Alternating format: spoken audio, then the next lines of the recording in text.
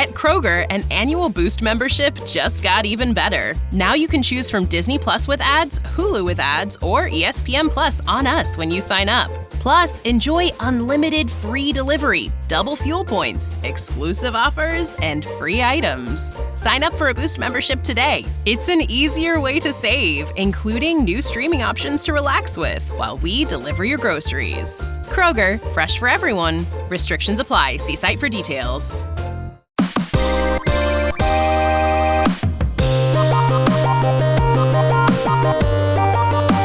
You're listening to the Retro Mo Podcast. I'm your host, Mo, and I love to play and review old video games and a few new games too. If you prefer to read instead of listen, check out my written reviews at retromo.substack.com. In this episode, I'll be sharing my experience with Pokemon Sun and Moon for the 3DS, released in 2016. I've scored it 7.5 out of 10. A good game. Lots of charm here, with some new ideas and welcome quality of life updates. I had heard mixed reviews from my friends about Pokemon Sun and Moon, but I think I enjoyed it more than I thought I would. It ranks high for me, right after Generations 1 through 3, which I consider to be the gold standard of Pokemon games. Here's what I liked. The island theme was absolutely lovely. The unique format, trials instead of 8 gyms, was a refreshing change once I got used to it. The soundtrack was excellent, and this entry feels much more like a proper 3D Pokemon game compared to the angular awkwardness of Pokemon XY. Of course, the Switch entries in the series achieve a much more full 3D feel. Riding Pokemon around is a blast, especially Sharpedo. I rejoiced when I discovered that there were no HMs in this game. Even though my nostalgic side treasures the old ways, and it was hard to let go of HMs, and I can understand the salt when it was announced that HMs would be removed, I always thought HMs were very cumbersome for proper team building. Developing your Pokemon team is one of the highlights of the series, and it makes sense that they removed a, quote, feature that was prohibitive to team development, which is really the core of the whole franchise. There were some great new Pokemon, of course. Mimikyu is probably the coolest new Pokemon since Duskull. Also, Team Skull may be the coolest villain team since Team Rocket. The goofy tongue-in-cheek antics of Team Skull had me chuckling the whole game.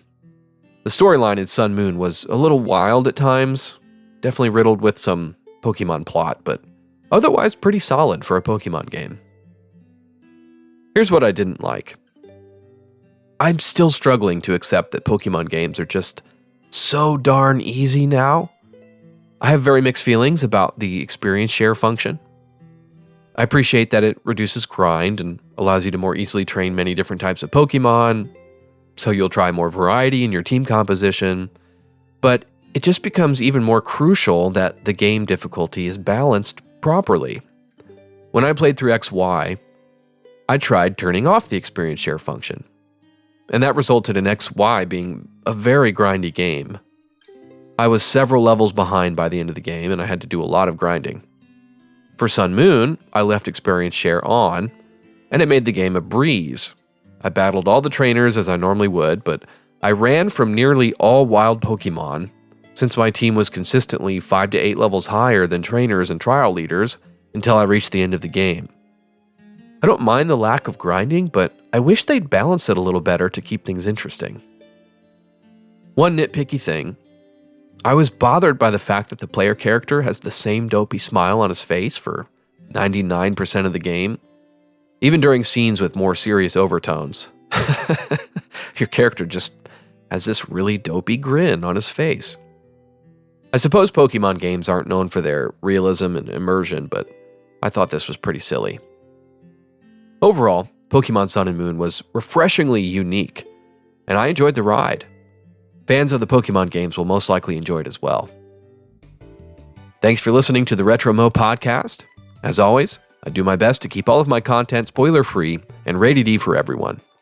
If you find this podcast enjoyable or helpful, tell a friend, and consider giving a 5-star review on your favorite podcast app. If you have questions or comments, you can send an email to retromopodcast@gmail.com. Thanks for listening. Godspeed.